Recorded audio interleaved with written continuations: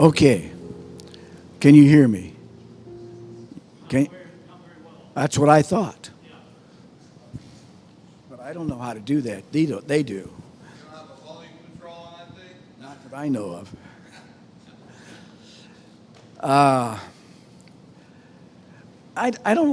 I don't teach it from up there. I want to be down closer to my class. You see, I'm used to being a teacher. And I'm used to intimidating certain individuals because I'm close to them. So to have you all over and as far back as you can get from me, you put the teacher at a disadvantage. See, I mentioned to Ted this morning that if I would have studied my Sabbath school lesson before I volunteered to teach this week, I wouldn't have volunteered. That's called dumb. I said, Ted, I know you've done the last couple of weeks. I know you don't want to do it all the time. I'll be glad to take one of the Sabbaths. And he said, take it, just like that. And I had not gone through my lesson carefully enough. And I said, okay. But I'll tell you what I've been dealing with ever since we started this quarter. And I haven't been here in person, but I've been online each Sabbath. And the thing that's impressed me about this week, or this quarter, I should say, is that when Ted would ask a question, he would get responses from people, and it would build the lesson from there. And over, I would hear him wait for someone to comment and then expound on their comment and bring the lesson bigger and bigger. Well, that's the way teachers are supposed to function. We're not giving a lecture. That's college guys. I'm an elementary high school teacher.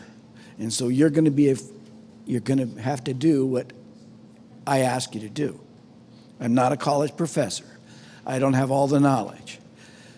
What I would like to do as a teacher is approach the class as you all have some knowledge. Let's share it together so we can build an understanding of what we're supposed to be studying. So I'm going to be looking to you to answer some questions. And if you don't, I'm coming at you with the microphone. I'm telling you, that's what a teacher does. You've got to keep things in control. The other thing that hit me really heavy was that You know, who hasn't heard the story about Moses? Come on. Who hasn't gone over the Exodus story over and over again? I mean, they've got movies about it, right? And it's an excellent story for Sabbath school and for primary and so forth. And I'm saying, what could be new about Moses that we don't already know? Well, again, I found out the hard way that there's lots of stuff I didn't know. But I also, as I started talking to different people about the lesson, realized that we all know different things about Moses. And we all think different things about Moses. And we all put together different things about Moses. And I think it's really important for us to share. I have to tell you that I wouldn't have titled the lesson this time, The Rough Start. I'm changing the title right now, so get it through here, okay? I put several things that I thought would be good titles, like Conflict of Leadership, right? Think of the story? That'd be a good title. Or Realities of Leadership. You know, whenever you take a church position and you find you're between the devil and the deep blue sea, nobody's right or everybody's right and you're in the middle. So I thought that would be a good title for the lesson. Then I thought, what's better than that is Dilemma of Leadership. Because the pastor all of a sudden is put in different positions, in different conflicts, and he literally doesn't know what to do. Okay? But then, after all of those nice titles, I really worked them over, I thought really good about it, I came up with another title that I'm not sure I understand, that I need help from you on. And as I went through the lesson and read all the things about Moses and what was going on, I finally said that, you know what? The title of this lesson is Moses' Little Time of Trouble. Moses' Little Time of Trouble. Let's go back and review a little bit from the last couple of lessons, last couple of weeks. Give me some characteristics of Moses. Was he a leader? Was he a leader? No. You don't think so? No. Anybody else? Was he smart? Yes. What do you mean smart? I think smart's a good agility. Okay, so he wasn't a leader, but he was smart. Okay, go on. What else about him? Was he humble? Yes. Okay. And was he courageous? Yeah, okay. Some say yes. Well, I hate to tell you all of this, but he was all those things, including everything.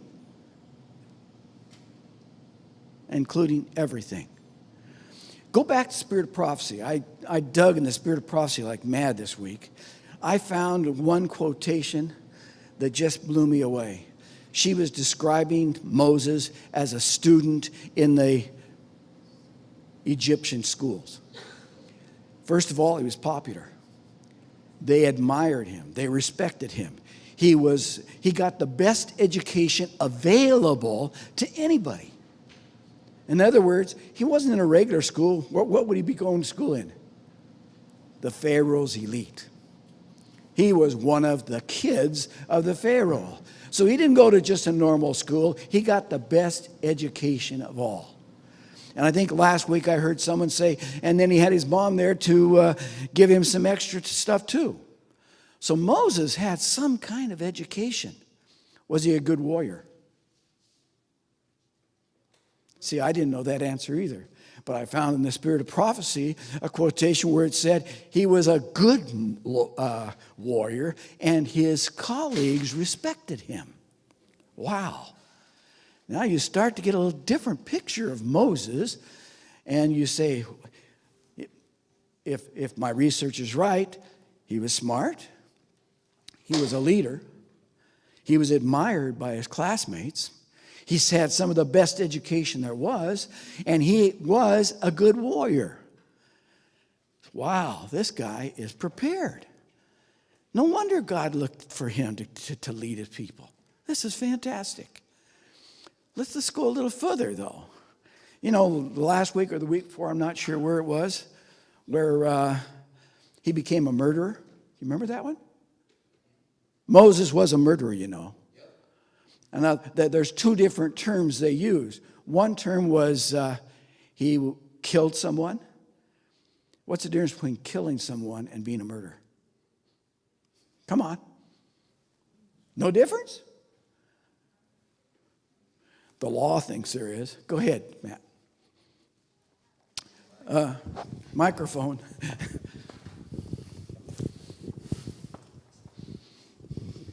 There is actually a difference between murder and killing. Killing is doing it for a cause, such as self-defense, liberation, someone who's being oppressed. Murder is just doing it for the sake of doing it because you got nothing else to do. Okay, that's a good start. Anyone else like to expand what a murder is? It's premeditated, okay? It's got a purpose. I'm going to wipe this guy out, or I'm going to change his mind, or I'm going to force him to do this. Where a killer could be, like Matt says, self-defense. So which was Moses? Was he a murderer, or was he just a killer? Come on. Where's my class? You don't have an opinion. Was he a killer or was he a murderer? Or was he both?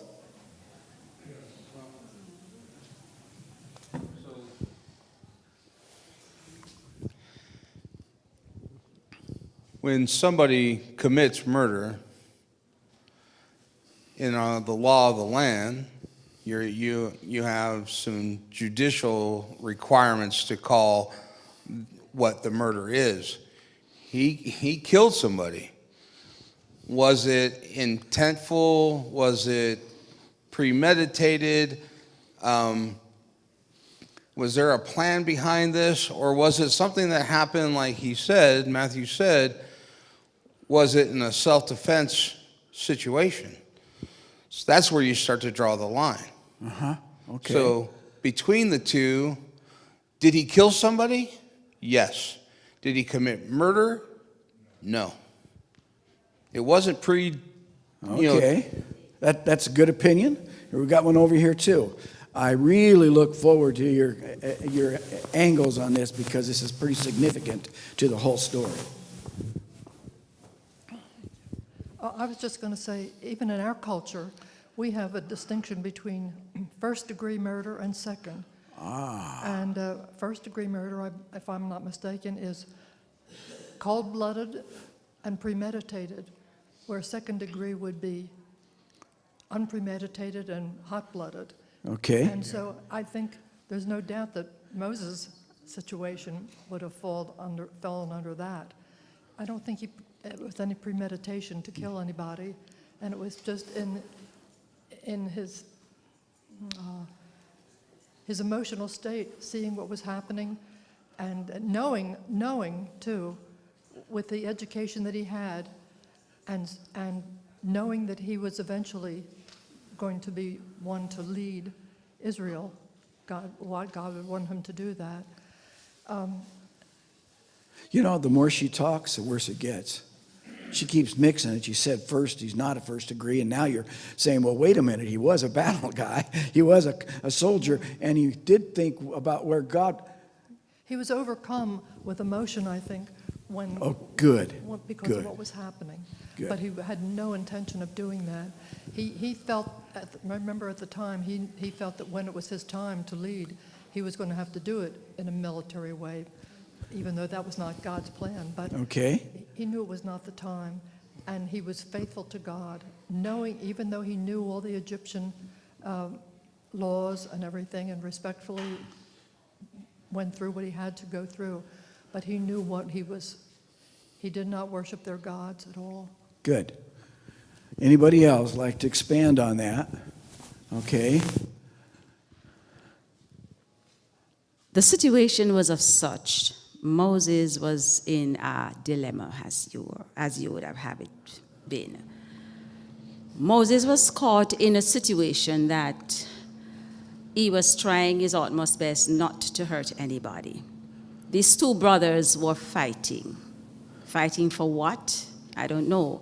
Moses was trying to separate these two brothers. Remember, they are Christian brothers, are Israelites. And one of them just said to Moses, "Do you want to kill me like you killed the Egyptian the other day?" Moses was to do what he was to do. The Egyptian was beating another Israelite on, what you would call it now, without any cause. So Moses was trying to separate them then, and it happened that he hit the other Egyptian and he died. Now another situation has arisen where there are two Israelites who are striving against each other. Right. Moses trying to separate them from stop the bickering between one of them. And he hit one, not with the intention to kill the young man, but unfortunately he died. And the other one ran away and tells some news that Moses has killed one of those Israelites. So he was to run for dear life. As the sister said, no, Moses did not intentionally. He didn't have it in his mind that he's going to strike the person or the brother. Not premeditated. Not premeditated. And it happens in our everyday situations. Okay. Sometimes you get angry. Sometimes you want to path a squabble, and you hit one of the persons, and it accidentally happened that the person died. So this was the situation in Moses' case. Okay. He did not do it definitely to kill the person. Here's my question then. If he didn't do it but with premeditated, okay, why did he do it? Why didn't Moses kill the guy? Why didn't he just bang him in the nose? Why didn't he hit him over the head? Why didn't he give him a lecture? Why didn't he run over and get some help from, the police that were nearby? Why did he kill him? Go ahead. I think he had a temper. Ooh, wait a minute. And the next time recorded that he struck anything, well, he did save the trying to drive the girls away from the well so they could, Okay. he drove them away. No recording ever striking any of them. The next time he struck something was 40 years later when he struck the rock. He lost his temper again. Oh boy, now we got some negatives. You guys, come on now. Moses is our hero. Watch yourselves. You're on very touchy ground. Go ahead, Ted. Long before the Ten Commandments, thou shalt not kill, Cain slew Abel. And what was God's response for Cain? Taking of a life is not acceptable to God. That's his choice, not ours. Okay. Hand back here. There wasn't one up here. Did you still want to say something? Okay. Teachers have a tendency to, mess your thoughts up. Go ahead. So one of my first thoughts is definitely along Ted's line. If we look at some distinctions in the Bible, we have Cain killing Abel. It was out of hate, out of anger, I think we could probably find lots of adjectives there. When we look at the story in Exodus 2 regarding Moses, he saw an injustice. He saw somebody correct me if I'm wrong, because as I'm just looking at it, I guess it says he saw an Egyptian overseer. Now, I'm struggling with that because I know that the Egyptians gave Hebrews to be the overseers, so I'm going to assume it's truly another Egyptian person based off of this. But when he went to stop the beating that this Egyptian overseer was doing, seeing that person was committing his own injustice, he struck him. Did he struck him with the intent to kill him? Doesn't really read that way that I can tell, but he did hit him, and it's not necessarily, in my mind, anything more than a circumstantial situation. I mean, if we're talking about killing and murdering, etc., then my bigger concern is, what about all the men and women in the last, 500 years, or go all the way back to, Jesus' time and before Moses' time, and all the wars that committed? Are they all murderers, Okay. or is there something else that we call it? Okay. Now, I played a little rough thing there on you in only giving you a choice of murderer or a nice guy. But what this really does is shows that Moses had some emotional issues that were building up during that first 40 years of his life. He reacted to an emotional issue. He had been seeing the Egyptians do this and do that. He had been living on the Pharaoh's doorstep. He was mixed with emotions. And I'm bringing that out because I want you to know that whenever I say the little time of trouble, I'm telling you that what's going to be one of your biggest issues to face is your emotions. And they're not going to be emotions that come right now, but that have built over a long period of time. Moses was a victim of life. He was he was a victim. You want to say something, Matt? No, I'm good. Okay. I was just going to say, we're kind of need to get off this topic because we're starting to beat a dead horse. Good. I like students like that. Let's go on. Let's answer a couple other things about Moses, He does everything he can. He runs for 40 years. He changes his life. And now God says, I'm ready to have you lead the people. Right? He's had 40 years to correct what he messed up. Right? And he's doing a really good job. And how does he feel about his preparation? But he doesn't feel good about it. As a matter of fact, if you watch and study this thing carefully, you will find that Moses was in the little time of trouble. And we need to examine that really carefully, the little time of trouble. If I were to ask you to define the little time of trouble, what would you say? Is it Jacob's time of trouble, or is it a different time of trouble? And are you going to be exposed to Jacob's time of trouble or the little time of trouble? What do you know about the little time of trouble? What do you know about the little time of trouble? Come on. Well, we're not going to, in my opinion, we're not going to be part of Moses' time of trouble or Jacob's time of trouble or anybody else's. It's our own individual time of trouble. Wait a minute. You mean we're all going to experience a little time of trouble? I think we've all already experienced some of our own little time of trouble. Some are going through our little time of trouble now. Some have already gone through it and may continue to go through it. Maybe some of us are going to go through it later on too. Is he accurate? Come on. How many think he's just described a pretty good description of the little time of trouble? Here's 1, 2. You think that's the way it's going to go? In other words, he's implying you're all going to go through a little time of trouble. Do you believe that? Huh. I'm truly trying to stir you up, and you guys are slow. Go ahead. As the listeners have rightly said, that Moses was going through his little time of trouble. God saw what was in Moses, and God saw he was going to use Moses to be a great leader in Israel. And But there was some qualities in Moses that God was to keep in check. Number one, his temperament. He was hot-tempered.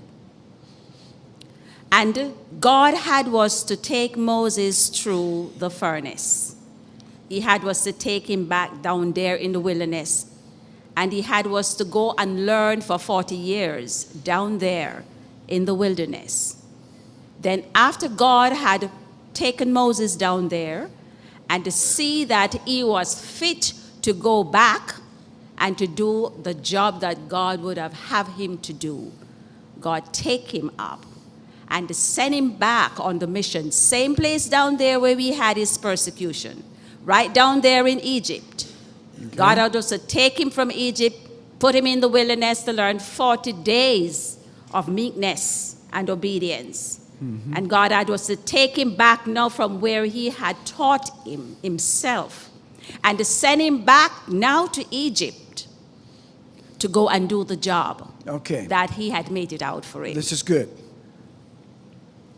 Matt? Okay. So we've got him that he's had 40 years to recruit. And remember when God kind of tries to put this thing on him, he says, I got a speech impediment. Do you remember what that was? Was he stuttering or was he, what was wrong with him there? He had a speech impediment, remember? And that's one of the reasons he said, I can't go, because I can't even talk. Go ahead, Matt, say it now.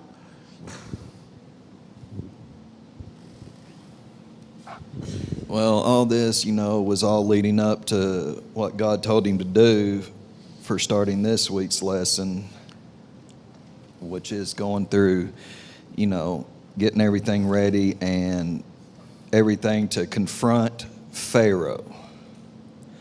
Because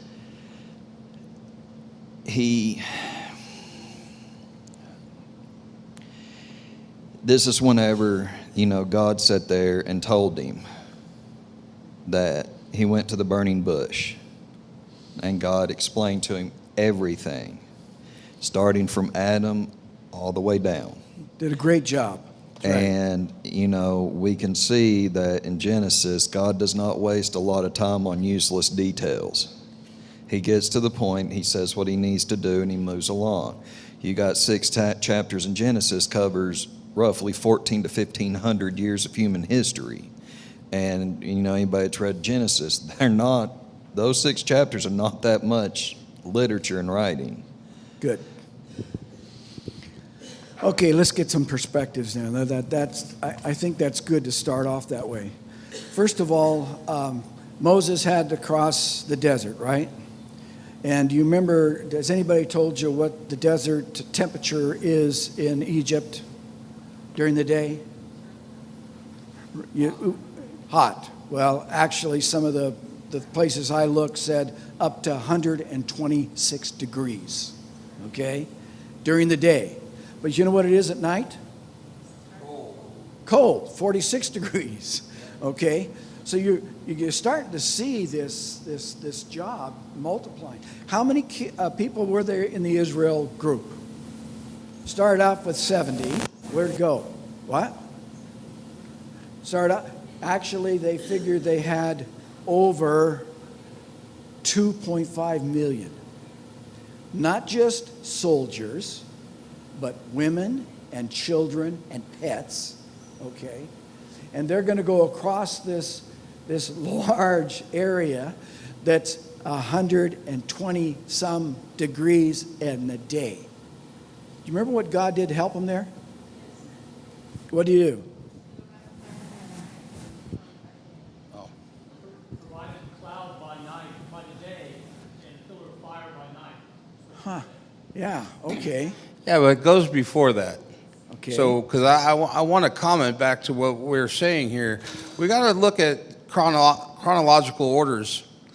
We started talking about earlier, okay, Moses goes down the Nile, they pick him up and they put him in, and all of a sudden he's adopted and he's part of the Pharaoh's court, okay? But and I made a mistake a couple weeks ago, so I'm kind of correcting myself too. But the long and short is, the first half of his first 40 years, he's encapsulated with both his family heritage, because he's being taught some stuff, but he's got some training that's coming along with the Pharaoh and the good education and the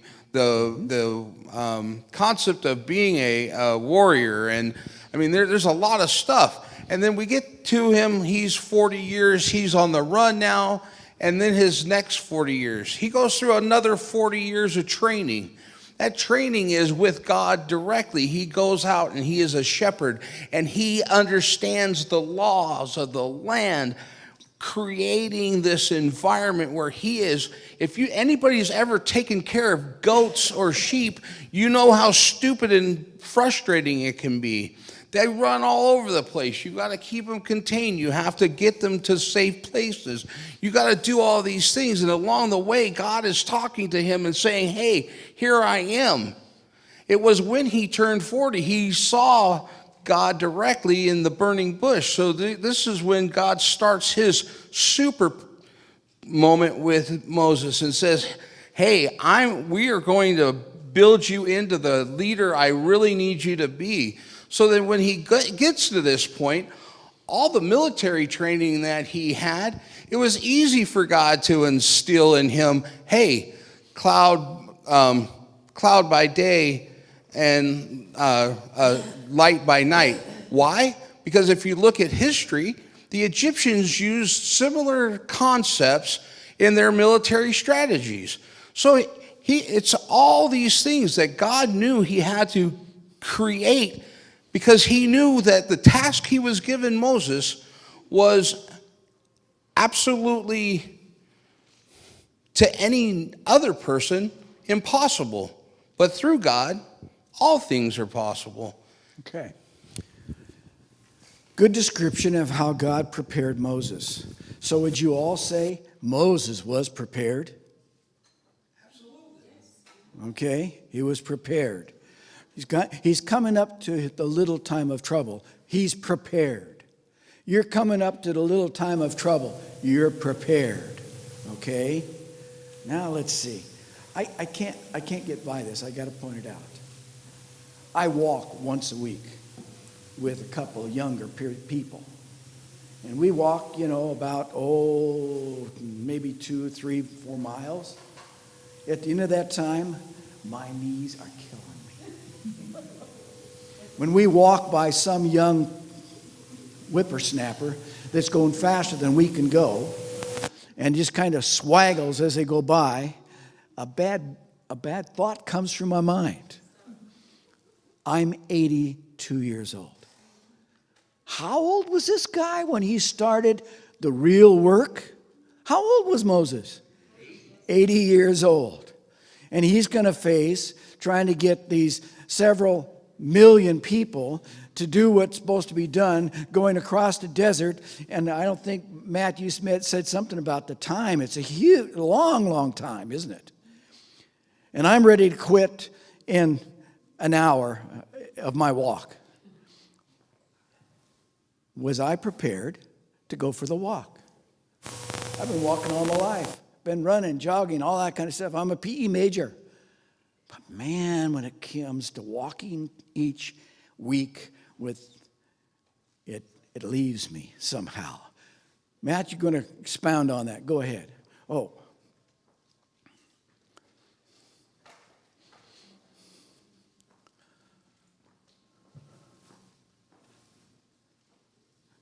Is the mic not working? Is that what you're taking care of? Okay. I guess what I'm alluding to is God could prepare Moses all the way, but when it comes to the little time of trouble, you better know it's going to be rough on you. No matter what God has done to prepare you, the little time of trouble is going to overwhelm you. Go ahead now. Well, in a nutshell, Moses' life is divided into 3 separate sections. The first section, when he was born to 40, was whenever he was in Egypt, under Egyptian education and everything. The second is from after he flees Egypt to the wilderness to the burning bush. And the third and final is from the Exodus all the way to Mount Nebo. So looking at Moses' life, we're now ending the second where he speaks at the burning bush, and now he's already going. Aaron is with him. He walks up to Pharaoh, and Pharaoh's like, who are you, and who is this God that I am supposed to listen to? In other words, was Moses really acquainted with, was Pharaoh really acquainted with Moses? No. This was another Pharaoh, so keep going. Yes, there was another Pharaoh that, they may have heard of Moses, they may not have heard of Moses. That's right. It doesn't really say. But a lot of people get hung up on the story, Prince of Egypt, when they're talking about the story of Moses and Pharaoh. Charlton Heston did the Ten Commandments based off the works of the Prince of Egypt, which has a lot of stuff involving the Exodus in it, and it's based off of it, but it's nowhere near accurate because, Pharaoh was, the Pharaoh that was during the time of Moses is not the same Pharaoh that's in Prince of Egypt, because that Pharaoh lived a couple hundred years later after King Tutankhamun, or King Tut for short. That's when Ramesses was Pharaoh. Right. But before then, the Pharaoh that was there up until King Tut, Egypt went from being polytheistic to monotheistic, all the way up to King Tut, and then King Tut brought back polytheism. So, right. But all this goes down to Moses, and when Moses went there, Pharaoh had no idea who he is. Basically, well, I wouldn't say atheists, because they did believe in God, but they did not acknowledge the one true God. So the bottom line is, Moses had gone through all this preparation, even when he saw the burning bush, and God said, take off your shoes, buddy, because you're on holy ground. But he's gone through all of that, and yet Moses is so perplexed, he's finding anything he can to get out of doing what God's asking him to do. The time of trouble, I'm trying to focus you in on. If you think you're prepared, dream on. And someone said, we're probably all going to go through our own little time of trouble. As Seventh-day Adventists have focused on the Jacob's time of trouble. And we've really kind of overdone that in our minds and forgot the little time of trouble. Moses, when he failed the worst, remember when he hit the rock or the water, remember that? What was the issue there? Trust in God. What is the issue going to be when you are faced with the little time of trouble? Faith in God. Remembering and putting it all together. Moses is in trouble. Do you remember that guy? What was his name? Aaron, I guess his name was, right? Was that a younger brother, older brother? Older. But how many years? 3, I think. 83, I think that's what he was, and Moses was 80, or I think that's what some of them bring up. So let's kind of clarify this. I worked at trying to figure it out. Is Moses stuttering? Is he getting his linguistics mixed up from Hebrew to Egyptian? Why is it that all of a sudden Aaron's doing all the talking? Because he is, isn't he? They go before Pharaoh, and Aaron's the one talking. Well, is he talking, or is Moses talking through him?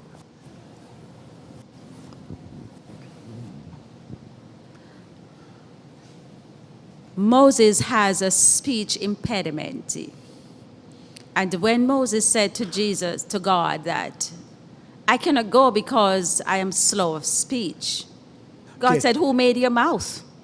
But is slow to speech stuttering? Yes, it's a stammer. That's It stuttered, that's- yes. Okay. So God said, who made your mouth? And he said, okay, I am going to use your brother, which is Aaron. So Aaron Right. will be your mouthpiece. Okay. So whatever I say to you, you're going to relate it to Aaron. So Aaron is going to do the job. Aaron's Aaron gonna is do the going to be your talking. mouth. Yes. Yeah, Aaron is okay. going to be your mouth. Think that through. Wait a minute. Hold it. Aaron's going to do the talking. Yes. Moses has gone before Pharaoh. Yeah. He's got this proposal that is ridiculous, right? Yeah. He's got a ridiculous proposal for Pharaoh, and he's going to be talking to Aaron, and Aaron's going to be talking to Pharaoh. Really? Is that the way it's happened? So God speak through Moses. Okay. Moses tell Aaron what God says to Okay. say to Pharaoh. So who's Pharaoh talking to? Moses or Aaron? Pharaoh is talking to both Aaron and Pharaoh, because they both are standing before him. Okay. Say it? They're both there. Noise was coming out. This was quite an interesting conflict. Go ahead. Well, I'd like to suggest that Pharaoh, as a leader, would have been accustomed to using interpreters. Ooh, So good. he could have actually been looking directly at Moses, speaking, knowing there was an interpreter, intermediary interpreter between them. He would have been very accustomed to that He would as have a been leader. okay with that. Yes, he would have been Okay. okay with that. Go ahead.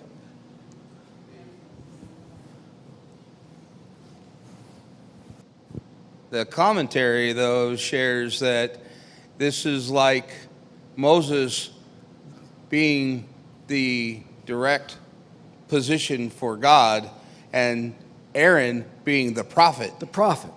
And with that, I do like that analogy, though, with this interpreter business. But the reality for me that strikes me, I go back to all the things that Moses had to say, all the excuses. I can't do it this way, I can't do it that way, I can't do whatever. And you said something a second ago, and that is that I was talking to my mom about this week. What can't we do if God is with us? So, you know, all the excuses in the world, the long and short is that God said, hey, do this, and here's how we're going to do it, and gave them the plan. What's the old saying? If you fail to plan, you plan to fail.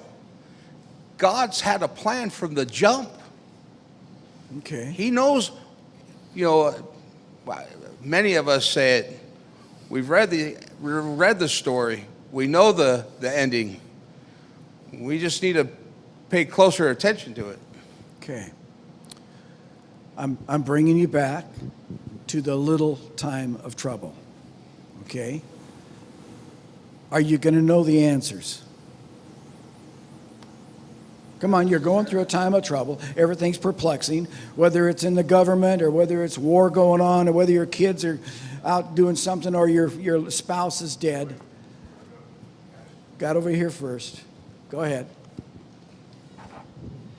Well, in the little time of trouble, like you're talking about, where Moses had right here, it's everything that's leading up. He's trying to reason with Pharaoh to let the people go. He's trying to do it diplomatically without having any kind of judgment come down on them.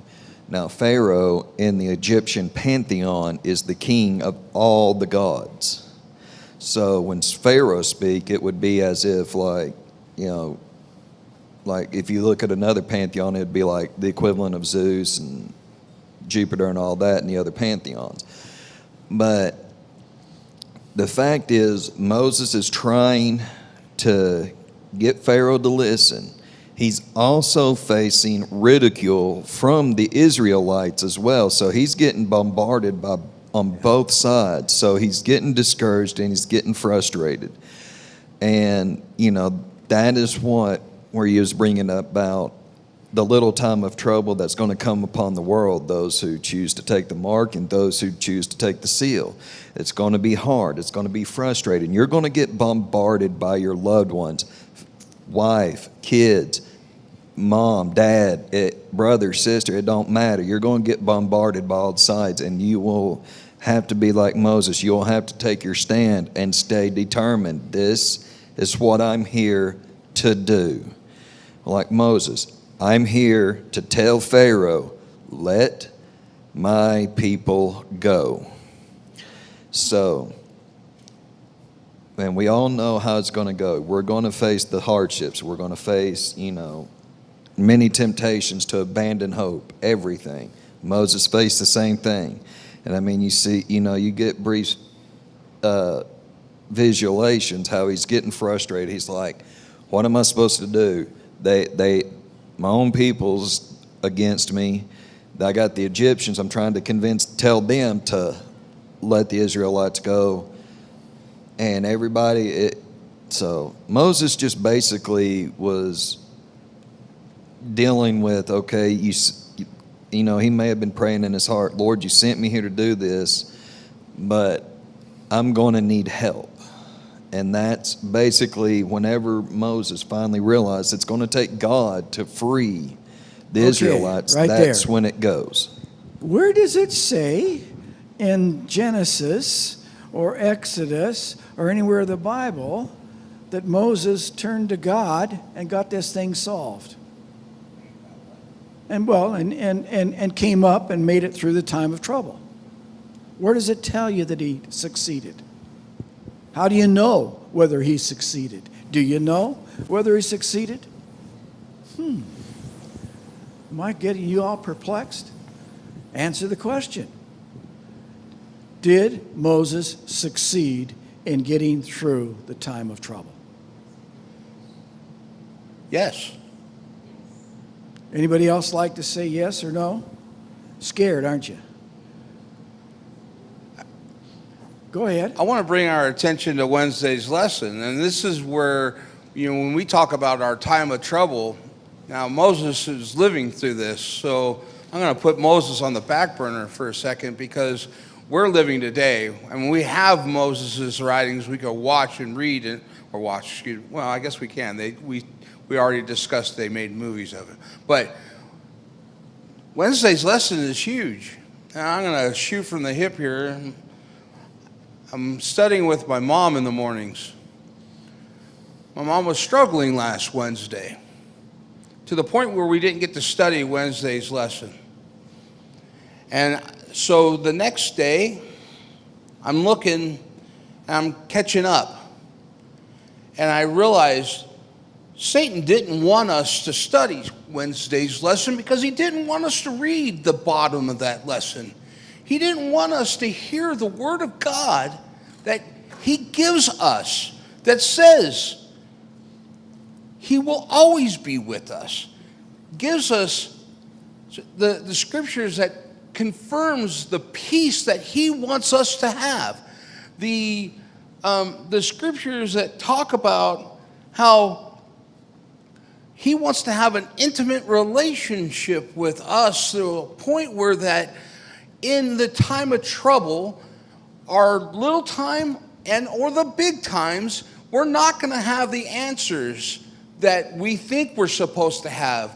The only answer we need is God himself. If we keep reading and keep that focus, when God says something to us, we won't have to worry about getting angry and striking the rock for water, because we will know, okay, I don't have the answers, but God is telling me to do this. And with his peace, we'll be able to go, I don't understand any of this, but I know he's with me because he told me so. Wow. In other words, I am. I am. And if you think for a minute that anything more than I am is going to get you through the little time of trouble, you're crazy. It is going to be an individual relationship between you and I am. Back there. But Jim, I don't discount that at all. I mean, the disciples in the upper room hiding until the Holy Spirit came. Daniel being posed with the question, and I don't know, but I know who does, you know. But at the same time, we can't establish that kind of relationship without information. So we have the opportunity now to be going through Scripture, to be understanding Him more, to realize His presence in our lives more, for all that to open up to us to the point where the answers come when we need the answers from the one who gives the answers. So it doesn't discount establishing the relationship now through His means. It just expresses the importance of it in the end. Good, good. Go ahead. But that brings that is so true, and it brings us back though to Wednesday's lesson when it talks about the psalmist Asaph, who he is questioning regarding the prosperity of the wicked and the suffering of the righteous. God tells us everything. His plan is there for us to take.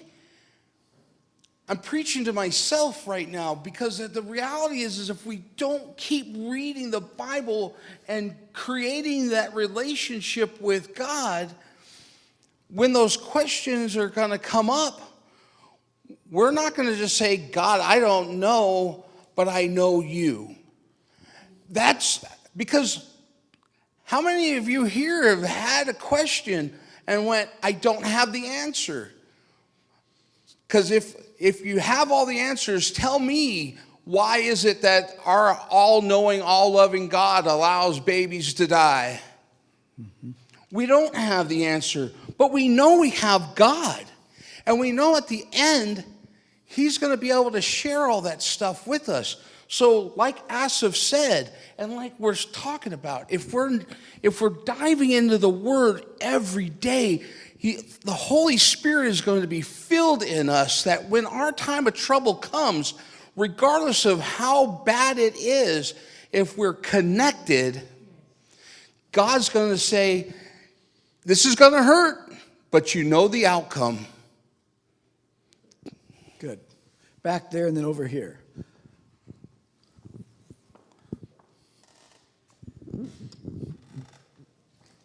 When in Moses, he had to commune with God. We don't know how long he stood there at the burning bush. We know he was there. We don't know how long.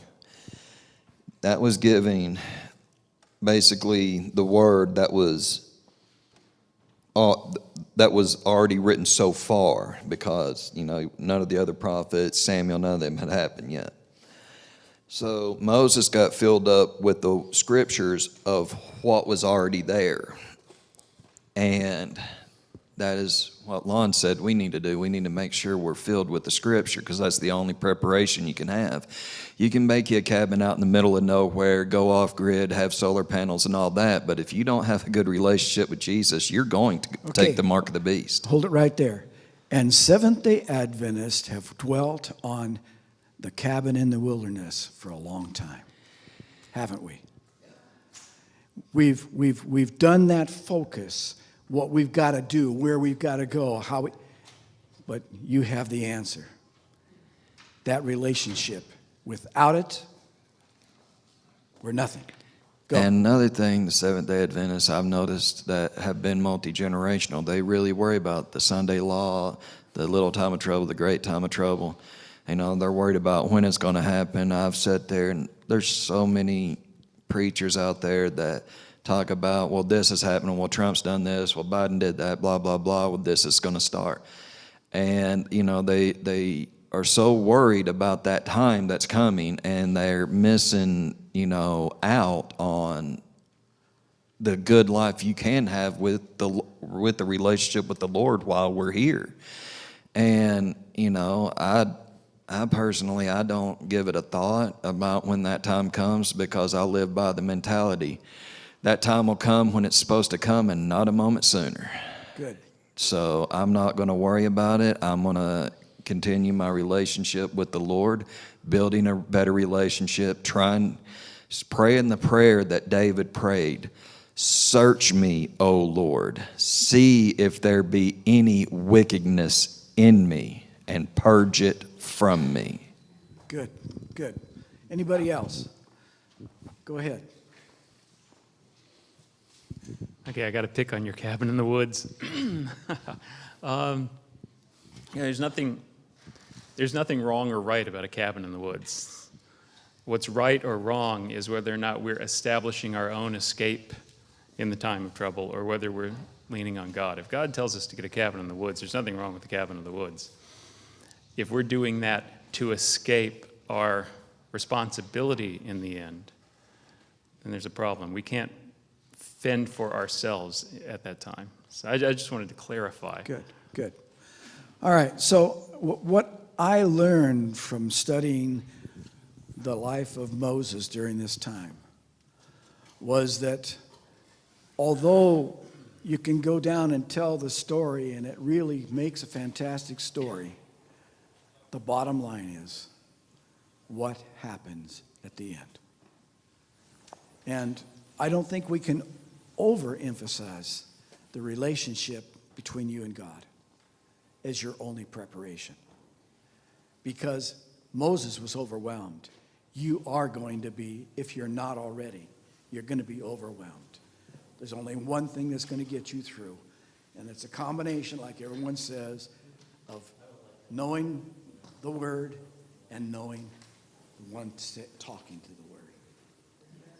So I guess what I'm coming up to is that I've heard this story of Moses and the travel across the desert and all the wonderful things. And next week, wow, and you get into the plagues, it really gets interesting. The question I kept asking is, how can Moses perform a miracle and the magicians do the same thing? It really bothered me. Anyway, you guys will answer that next week. The bottom line is, he didn't know. He couldn't find the answers. The relationship is what takes him through. Shall we bow our heads? Our Father in heaven, we don't have all the answers and we don't know. We have lots of solutions going through our minds and instinctively we want to take control. But we know that you're the only one that's in control, and so we submit ourselves to you, asking you to build a one-to-one between you and I. We thank you in Jesus' name. Amen.